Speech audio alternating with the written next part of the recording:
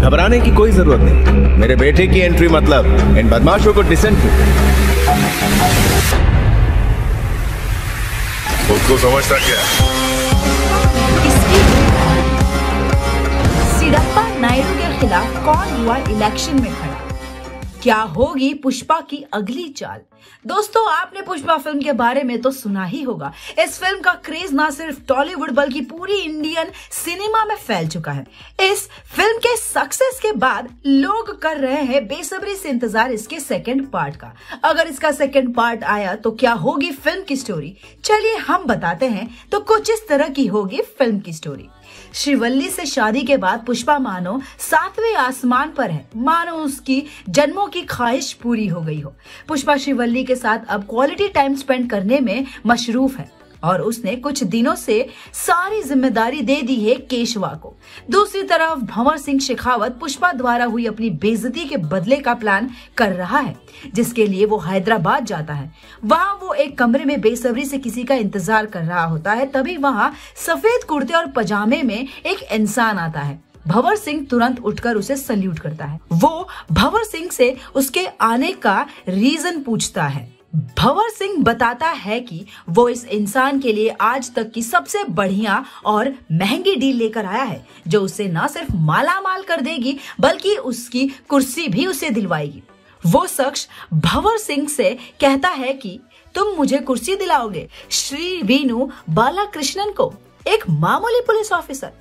ऐसा कहते हुए श्री वीनू बालाकृष्णन भंवर सिंह पर हंसने लगता है और अपने असिस्टेंट को इशारा करते हुए उसे वहां से बाहर निकालने को कहता है। असिस्टेंट बाहर से गार्ड्स को इशारा करके बुलवा लेता है और वो गार्ड्स भंवर सिंह को जबरदस्ती वहां से ले जाने लगते हैं। पर तभी भंवर सिंह कहता है, 2000 करोड़ लाल चंदन की लकड़ियां जो फॉरेन में करोड़ में बिक रही है, उसके मालिक होंगे आप। ये सुनकर श्री वीनू बालाकृष्णन अपने गार्ड्स को इशारा करता है और वो गार्ड्स भंवर सिंह को छोड़ देते हैं। भंवर सिंह अपने कपड़े ठीक करता है और बताता है कि उसके पास एक ऐसा तरीका है कि जिससे वो सिंडिकेट को अपने कंट्रोल में ले सकता है। फिर वो जितने चाहे उतने एमएलए खरीद सकता है। ये सुनकर श्री वीनू बालाकृष्णन उसे कुर्सी पर बैठने की तरफ इशारा करते हैं। भंवर सिंह अपनी सारी प्लानिंग श्री वीनू बालाकृष्णन को बताता है, साथ ही बताता है कि वो किस तरह इस पूरे सिंडिकेट के अंदर की सारी इंफॉर्मेशन जानता है और साथ ही इस सिंडिकेट के असली खिलाड़ी यानी पुष्पा को रास्ते से हटाने की प्लानिंग भी वो बताता है।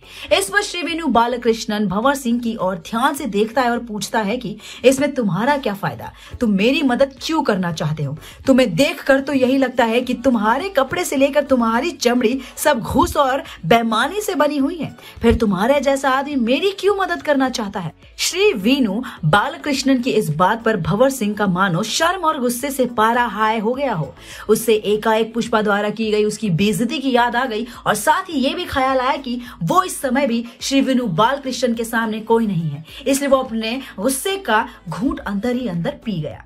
फिर उसने श्री वीनू से दांत पीसते हुए कहा कि उसका और पुष्पा का कुछ पुराना हिसाब है जिसे वो चुकाना चाहता है। श्री वीनू भी एक मांझा हुआ खिलाड़ी है।